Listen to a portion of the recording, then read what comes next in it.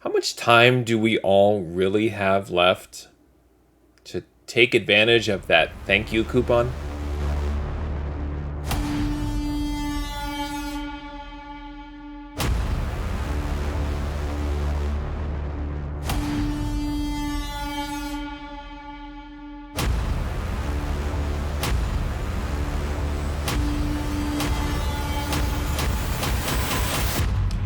Hey there, today I have an unboxing video, and in this order of comic books that I placed with Mile High Comics, it was another stack of books that I picked up using the thank you coupon, which is called thank you because it was supposed to be a holiday coupon related to Thanksgiving of 2021.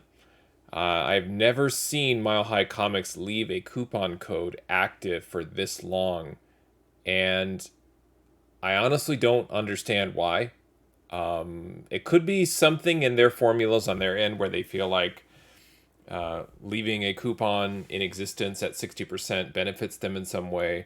But their typical coupon, like their everyday coupon, is usually 40% off. I don't want to say that I would have purchased all of the books in this order with a 40% off coupon or a 50%. Certainly, the more heavily the discount, the better. But I was chatting with Comic Citizen again on Twitter just about all of this. And, it's very interesting that people will continue to shy away from Mile High Comics because they feel like it is some sort of overpriced museum of comics or something like that. Aside from the semi off putting website, Mile High Comics has a lot of hidden value. So when you're applying that 60% coupon, you're getting that. You're also unlocking free shipping, and I would say it's a lower threshold to break through to get free shipping when you're looking at places like uh, the Shopify stores, Midtown, things from another world, where it's usually I'd say on average about $125 is your minimum. You can sometimes get below that on Atomic Avenue with certain sellers, but with Mile High Comics, you almost, if you're buying 3 or 4 back issues, you're going to break through and unlock free shipping. So when you're comparing all of that to books that you're going to find on eBay, when you're really looking for similar books, you're looking for older books, back issues, silver, bronze, copper, age books. Your first go-to is to check the almighty eBay, see if the book is there, see what it's going for, and then are you going to be served with media mail or people trying to make a few dollars through shipping and putting $9.99 for a single book and so on. So there's just a nice level of comfort that I think you arrive at when you're purchasing books from Mile High. Now, what I will say is you want to absolutely kind of hone in on certain books. And I was watching a video. I forget how long ago it was put out, but essentially the host had visited a local comic book show and was just going around and interviewing some of the sellers. I had recognized some of them from the San Fernando Valley Comic Con that I like to attend. They each of the sellers maybe offered up a title or a character to look out for or to spec on, and that's all well and good. But what I like to do is mix in uh, I guess you could call it like value spec. So you're not really purchasing keys or speculating on characters or MCU Disney Plus type stuff. It's really just finding books that have other value other than just what was the last sale on eBay for a raw book or something like that. So looking at a lot of the numbers and then looking at graded potential. One of the vendors at the comic book show said something that really hit home with me, and he basically said, kind of forget speculating on a specific title or book. He was strongly suggesting focusing on an era, so it could be Bronze Age in its entirety, or maybe a subset of the Bronze Age, and just accumulate as many high grade books within that era as you can. And as soon as I heard that, I immediately placed this order that I'm about to unbox. So, again, kind of like it just sort of these light bulbs go off for me where I'm like, this is what I need to do. I need to stop being distracted by all of these slabs, trying to find these new and trying to be overly clever with collecting books. And it just kind of go back to sort of the fundamentals and the basics, which is, and Comic Citizen on Twitter, who's an excellent follow, he kind of reconfirmed my feelings on this as well when we were conversing on this topic. The if you're focused in on this age of books and you're locating them in high grade, and high grade doesn't always mean 9.8. High grade for bronze can be, 7.5 or 8 and above. Silver could be 6.0 and above for high grade. For a brand new release, high grade to me is 9.8. I don't even consider 9.8, 9.6, excuse me, to be high grade. It's 9.8 for a brand new release. But if you go back, as you go back further, there's sort of a level of acceptance that people will allow and be more forgiving because of age and everything, and scarcity of higher grades, and they'll kind of lower those tiers.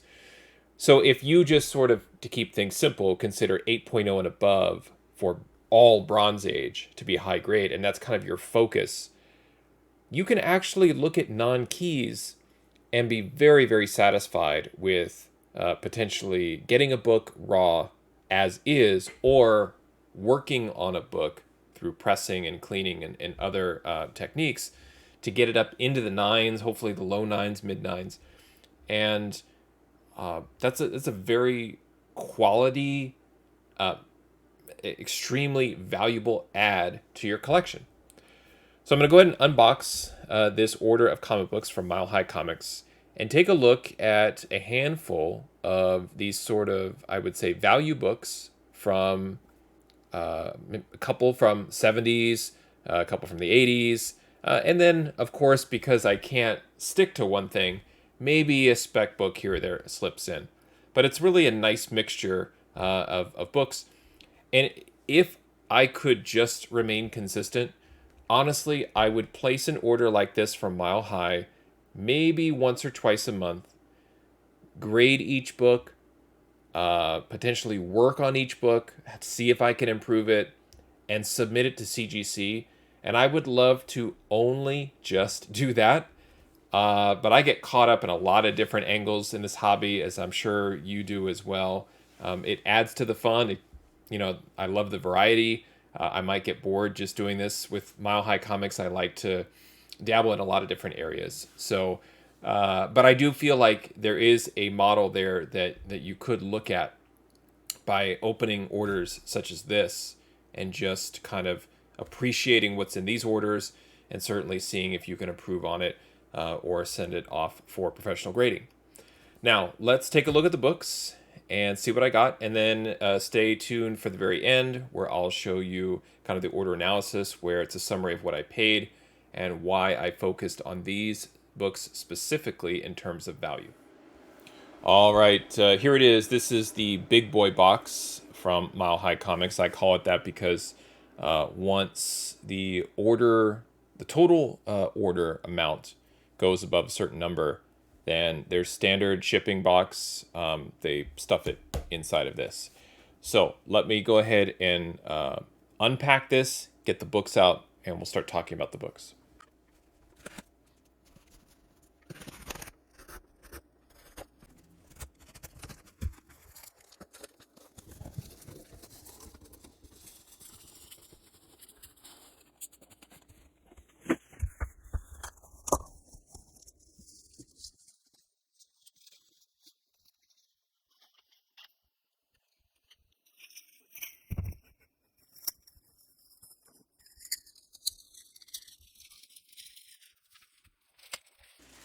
Okay, here we go. I don't know if these are in any particular order. Obviously, or you'll see that The cost of the books varied, but just a nice assortment of back issues.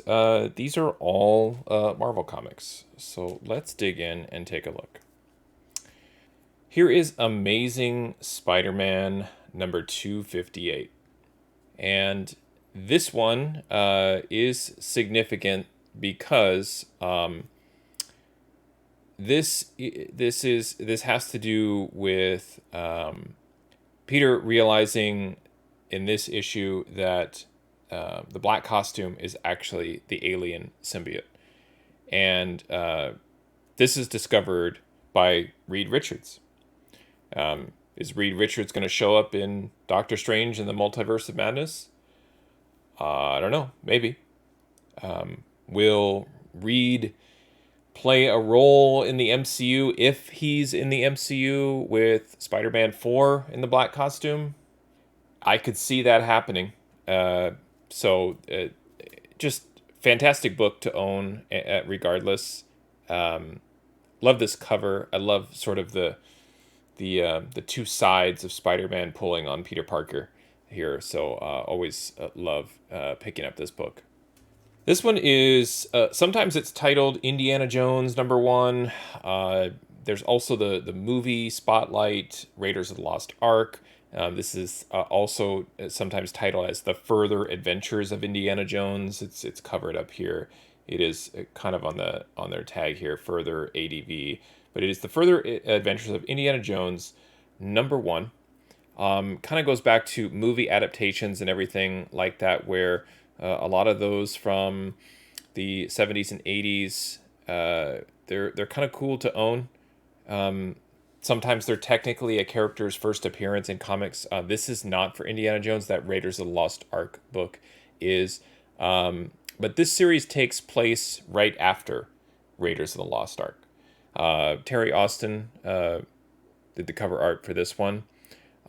Pretty affordable book, but certainly a fun book to, I think it's an inexpensive book to work on in terms of pressing and cleaning, because in a slab value, there's a lot of value there. This one is miswrapped and definitely has some sort of spine or creasing along the spine, but looks to be in pretty good shape. All of these books, by the way, were purchased near mint, which again means something different to me than it does Mile High, but it's the highest grade they offer, and it's what I typically try and target. This is Marvel Team Up number 64. This is a book from 1977.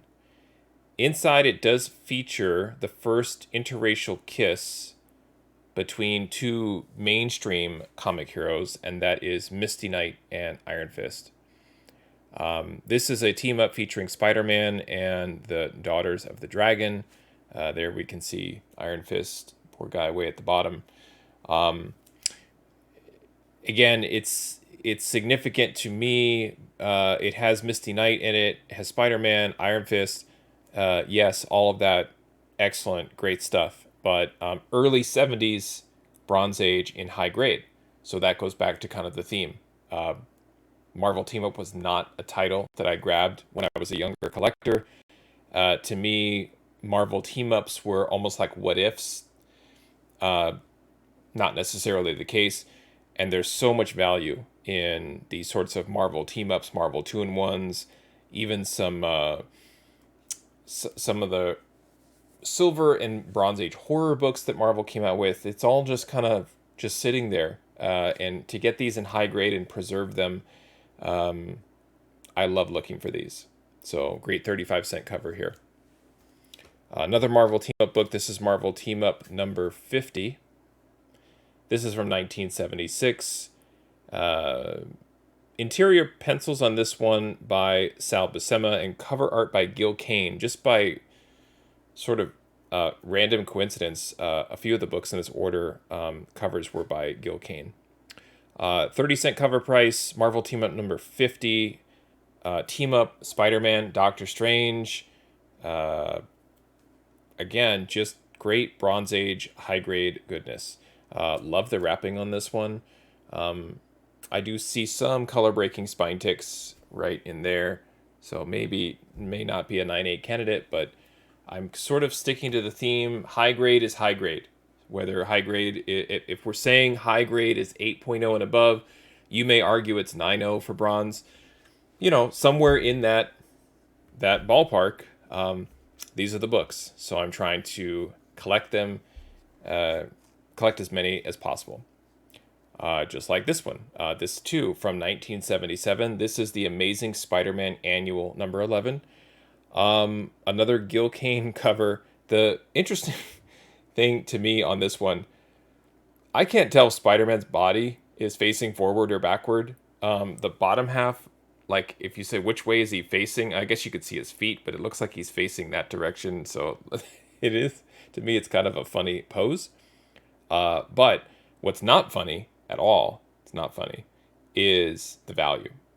Because of this cover having sort of the black and white webbing behind the characters, it's a very, very tough book to get in a 9.8. The other part is sort of the wrapping. You can see here, it's not necessarily a square bound, but sometimes it's hard to get the details right there on the edge, and this is basically perfectly wrapped.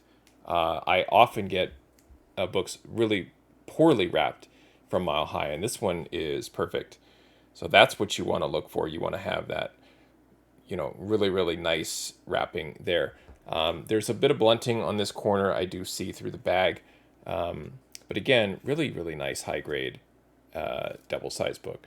Now, one thing I'll notice here is it does look like the cover is torn right in there, which that's not near mint. Mile High, if you have a tear, and I bet I could probably open this book and lift that. In fact, I'm going to right now just to show you what I'm talking about. So yeah, super unfortunate. And that's what happens when you're dealing with, I don't know how many books they have, 1 million, several million books. Yeah, and that's because of where this thing is stapled. And I don't know if this is common in these types of books, but you can look and see this. The staple is resting right there. So almost like a good ½ inch inside. I can't even open the front cover all the way because the staple is right there. So that staple is actually what's pressing right on that little tear. So I don't know. I don't know if this is a 9.0. It certainly could be a 7.5 or an 8. Not the 9.8 that I was hoping for. Has a little bit of discoloring on the back. But usually if there's some sort of tear like that, I kind of start with an 8.5 and work backwards. So this could be probably an 8 or so. It would be an interesting one to send in as is. I think it needs a little bit of a press, but not sure about this one. It's just sort of not that this book is unique, but it's the uniqueness of how this is bound, with the staples kind of coming up, like I said, a quarter to a ½ inch away from the spine. So kind of strange, kind of weird. And I just assumed that staple is pushing right through the cover, which has created that little tear. So I don't know. I'd probably stick around 7.5 and an 8 for that book, which is borderline high grade. Moving on, the New Mutants Special #1. This one is, again, it's not. I mean, it's a semi-key, I guess. In this book, Danny Moonstar becomes a Valkyrie. I don't think we're going to see Danny Moonstar in Thor or anything like that. But there are some Valkyrie-related first appearances here. So kind of ties between New Mutants and, I guess, the Thor universe or the Valkyrie-based universe. This is, I believe, Art Adams on cover. So you've got Magic and Warlock there on the cover. So really, really fun battle sequence. It's almost like an annual. It's a 64-page giant size. Released in 1985. This one looks to be pretty well wrapped, but great Art Adams cover. And again, kind of a combo New Mutants. We've got Loki Storm as Guardian Action Mutants. So just a fun New Mutants special edition. Amazing Spider-Man 274. No real significance here other than it being a book that I need to fill in my run of Amazing Spider-Man. Cover art here by John Romita. So you get a lot of the famous Spider-Man universe kind of floating heads, but all done by Romita Sr., which is super cool. It's a Secret Wars tie-in, Secret Wars 2 tie-in, I believe. So we've got the Beyonder and Mephisto battling in this as well. So again, not a key. It's miswrapped. This one is more just kind of a value book and to fill out my run of Amazing Spider-Man. Okay, I believe this was the oldest book in my order, and tied for the most expensive. And like I say often, I'm not a collector of Conan the Barbarian, but yet I keep buying the books, so it makes me a collector. This is Conan the Barbarian number 29. This is from 1973, great 20-cent cover. Nothing else about this other than Gil Kane on cover art and John Buscema on interiors. It's just amazing to have a book like this in high grade. Giving it a quick look, and it might be worthwhile to get this one out of the bag here as well so we can look at it. I did notice a few color breaking spine ticks, but let's look at this one in a little bit more detail. But just, I mean, amazing. You know, there are definitely defects on here. There are some spine ticks. Some are color breaking, some are not, as you can see right there. There's a little bit of some ink staining along the top, right in there. The back looks okay, doesn't look too dirty, so just a little bit of maybe fading or discoloring here, but a really, really nice copy. It really, the colors really pop on this one.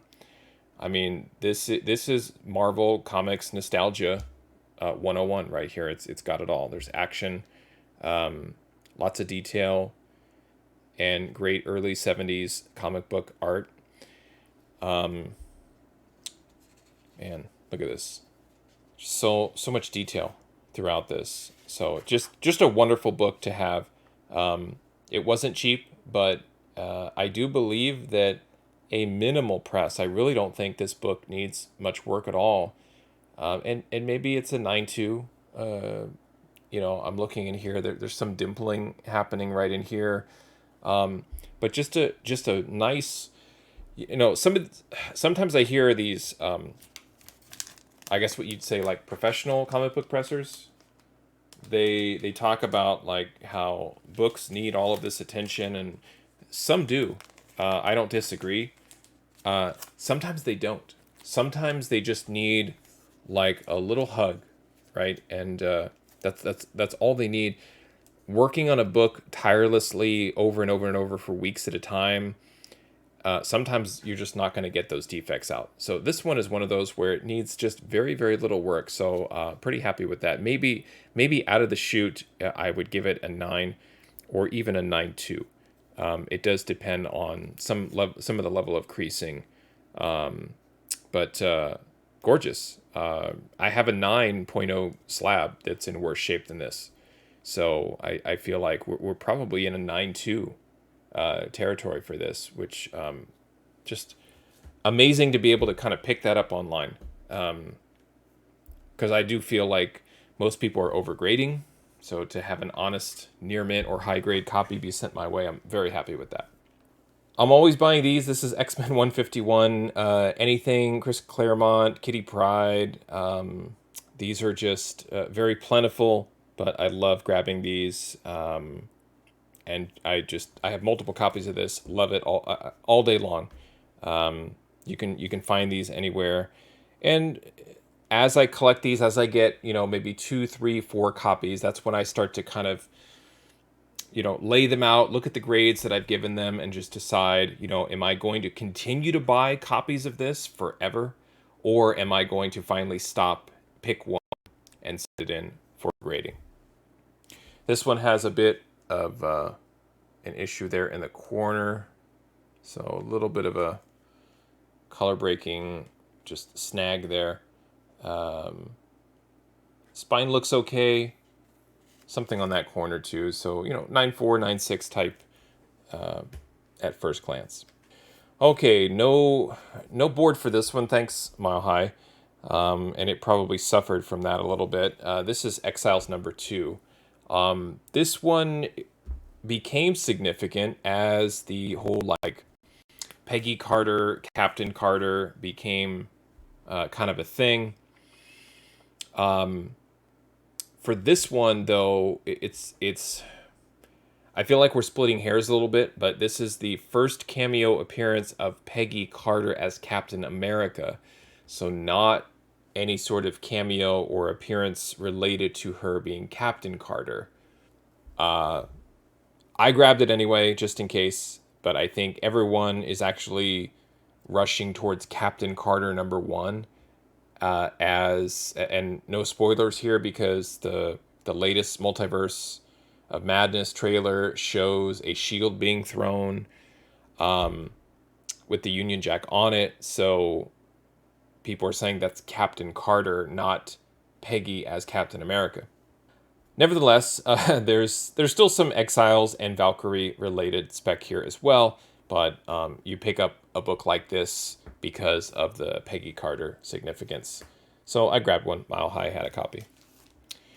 Another book, no board. I often have several copies of these on hand. I even have one slabbed right there, 9.8, and I got my 9.8 raw from Mile High Comics and just figured I would grab another. This one with no board looks like it is suffering a little bit of a tear up there in the corner, right up in there, a little bit down there as well. So not as slick and as nice as my 9.8. Probably pushing my luck with this one as I keep buying it, just because in a 9.8 there's some good value there. And that's Mark Spector Moon Knight. The significance with that one, again, if you're into team-ups, it is the first team-up of Moon Knight and Ghost Rider. Last book, again, a non-key. This is Star Wars number 70. This is from 1983. I don't know who's on art on this one. Let me just pop it open and see. I believe it's written by Mary Jo Duffy. But this is kind of an in-betweener. Issue 71, this is the first appearance of Bosk. And this, I think, is just sort of a one-off story. So let's take a look. It's definitely suffering from some wear. But a few minor ticks there. Not bad. Definitely is in need of a press, as most of these books from Mile High do. It looks like the art is split between Carrie Gamble and Tom Palmer, just kind of back and forth. They just kind of shared the responsibilities of the artwork. Looks great, very cool. Original trilogy-based Star Wars book. So this is one that I was missing in my Star Wars run, kind of like Amazing Spider-Man. I'm not necessarily looking to have a complete run of Amazing Spider-Man. I don't think that that's actually possible due to the financial requirements. I think I have a better shot of completing a run of Star Wars. I was at a shop a while back that had a full run, and I didn't purchase it at the time. And of course, I have buyer's remorse on that. It had Star Wars 1, 2, 42, all the significant books in that one, because it was a full run, obviously. Anyway, so this is continuing to fill out my run of the original Star Wars run of Marvel Comics and non-key. But are these books that have any sort of value? Certainly, comics in high grade are always going to have some sort of value for comic book collectors. But these in particular kind of jumped out at me in terms of the value that I saw when comparing the cost to the graded values. So let's take a look at those numbers and see how I did. Okay, so here are the order details. This was an order I placed on April 24th, 2022, so very recently. And it was a $296.60 order. You can see the years of the books ranging from early to mid 70s to early 80s, except for the Exiles #2 from 2018. Let's just look at the total cost here again, just to make sure my math is correct. I distributed the additional insurance across the 12 books. I'd pay $9 insurance, and insurance is all just based on the total amount of the order, and I unlocked free shipping. So I changed this a long time ago to make sure that I include shipping and insurance in my total cost for each book, so that I can truly understand what I had to pay to acquire the book. For Mile High Comics, I do not consider that to be a source for raw book flipping. This is why people are turned off by Mile High, because your online speculator influencers, they want to get books as cheap as possible and sell those books raw without, and they'll cherry pick the 9/8 for themselves, but they want to get the books as cheaply as possible so they can maximize their profits, obviously. That's not what I do. I look at this as sort of an investment collector value type selection process that I go through. So if we're just looking at cover price fair market value against the total costs, it always looks like a major significant loss. So when you see something like here in column AA, minus $184.65, that should scream at you, hey, dummy, stop buying from Mile High, buy from eBay, right? Because that's typically where the fair market value comes from. So, like, for example, Conan 29, even though it's from 1973, everyone, including the numbers, is telling me just go grab it off of eBay for $6, and you can get it in the condition that I just showed you, which is not the case. There's always going to be a premium that I'm paying to get these books in higher grade, and I much prefer to do that than to, buy a book on eBay that looks like a 7.5 and then get it home and see there's a page torn out. But hey, I only paid $6 for it. Anyway, so in terms of raw value add, nothing here. It looks like I did make a few bucks off of the Exiles #2, as well as Amazing Spider-Man 274, where I was able to get it for $12.75. It was a non-key, no big deal, but fair market value on that one is almost 15, which is nice. Okay, CGC value. Now, all of these have some sort of CGC data, and if we're talking about near mint, we're saying, or we're just assuming it's 9.4, because that's what we all think near mint is. So from a CGC value perspective, on average, if these books are all around that 9.4, it looks like we've got a decent amount of value, an additional value add of almost $140. And what I mean by value add, it means based on the CGC values listed here in column V, once you've taken out what it cost me to acquire the books, if I were to send them all to CGC and pay the fees, pay shipping, insurance, all of that, and got the books back slab, so a complete door-to-door analysis, I would come out about $140 ahead. So you always want to be positive in that sense. Now, they're not all winners. It looks like some of them are break-evens. Spider-Man 274, it cost me, for example, $12.75. If I were to add all of the CGC fees and so on to on top of that in terms of my cost, it has a $45 slab value. I could have just found a CGC 9.4 of that book and paid $45, and it would have been the same. I'm not actively pursuing 9.4s. I'm hoping for 9.8s or the ability to improve the book into a 9.8. But this is sort of my baseline, right? This is what, like, are you comfortable buying from this comic book source because they're averaging right around a 9.4?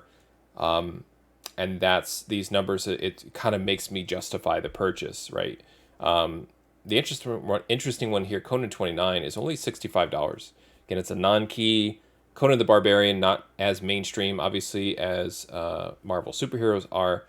So I could have picked that up for $65 in a 9.4. So if I were to send that one to CGC and it did come back a 9.4, I would end up losing about $13 of value there. Some of the other winners, Marvel Team Up 50 has a current value of $93 in a 9.4. And yeah, this one's tough. Amazing Spider-Man Annual. You can see why, and when I flip these to 9.8, you'll see again why that, based on the placement of the staples and some other things with the cover being very dark. These are the types of things that are built in where that's a non-key, but if you're an Amazing Spider-Man collector, you're collecting annuals, you know that book is tough, and it's tough to get a 9.8 or even a 9.6 in. And that's where I'm talking about there's this hidden value that unless you're actually analyzing the numbers like I do, it's hard to just know.